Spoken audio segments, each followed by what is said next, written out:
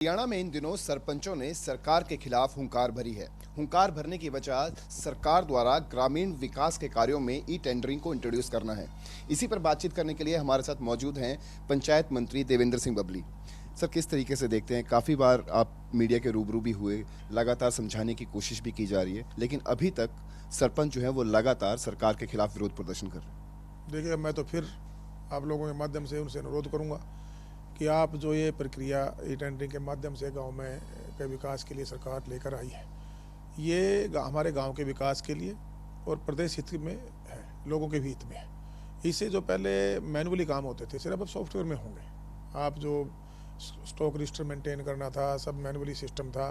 अब एक तो इसमें पारदर्शिता आएगी, साथ में एक समय अवधि निश्चित होगी। समय भाई मान लीजिए कोई टेंडर प्रोसेस का एक काम का एक समय है और क्वांटिटी क्या है, तो उसमें मैं आप लोगों के माध्यम से ये कहना चाहूँगा कि आप इसमें सरकार का सहयोग करें और अपने गांव में जिस उम्मीद से गांव वासियों ने आपको चुना है उसमें आप अपने पद पे बैठ के और गांव को आगे की तरफ बढ़ाने में सरकार के साथ जुड़ें। किस तरीके से देखते हैं सर कि आखिरकार क्या पशुपेश है सरपंचों के अंदर, जो जिस तरीके से कहा जा रहा है कि 2 लाख की पावर जो है उसको पावर को काफ़ी सीमित कर दिया गया, 20 लाख से घटाकर उसे 2 लाख तक लाया गया। सरपंच लगातार ये कहते आ रहे हैं कि हम भी अपने गांव के जो है वो मुखिया हैं, हमारे पास भी पावर्स होनी चाहिए ताकि हम भी अपने स्तर पर जो है वो विकास के कार्य जो है उनको गति दे सकें, ना कि हमें किसी से अप्रूवल लेने की बार बार जरूरत पड़े। उनको किसी से अप्रूवल लेने की ज़रूरत नहीं है, वो खुद ऑथोराइज अथॉरिटी हैं। वो चुनी हुई जो पंचायतें हैं, हमारे सरपंच और पंच, वो खुद अथॉरिटी हैं। वो गांव का जो विकास कार्य करवाना है अपने फंड से, उसका सिर्फ और सिर्फ इसमें टेक्निकली मान लीजिए कोई गली बढ़नी है तो एसडीओ जेई उसका एक एस्टीमेट बना के वो देने का काम करेंगे। टेंडर प्रोसेस में लेके आना, टेंडर लगवाना, टेंडर खुलवाना और कॉन्ट्रैक्टर के साथ साइन करना, वो हमारी चुने हुए प्रतिनिधियों की ही जिम्मेवारी रहेगी और वही उसको करवा पाएंगे। कहीं कोई पावरें कम नहीं हुई। पहले उल्टा ये 20 लाख तक जो मैनुअल काम थे, 25 लाख तक ब्लॉक लेवल पे, करोड़ रुपए तक काम ने आगे जिला लेवल पे जो टेक्निकल अप्रूवल के लिए। बाकी 1 रुपये से लेकर करोड़ रुपए काम हो, वो सारी की सारी जो चुनी हुई बॉडियाँ हैं, चाहे हमारी समितियाँ हैं, हमारी जिला परिषद हैं, हमारी पंचायतें, वो देने का काम करेंगे और वही उस काम को कराने का काम करेंगे।